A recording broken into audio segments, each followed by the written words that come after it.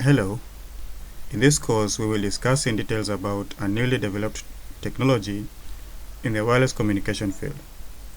This technology, known as a novel small-scale non-orthogonal communication technique using auxiliary signal superposition with enhanced security for future wireless networks, has shown great promise to be utilized in next generation wireless systems.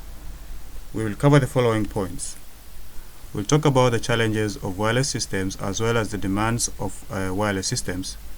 We'll also review currently available technologies in the wireless systems and talk about the novelty of the proposed technology. We'll look at the mathematical modeling of this proposed system and also look at the simulations in MATLAB. And finally, we'll look at the performance against conventional wireless communication technologies.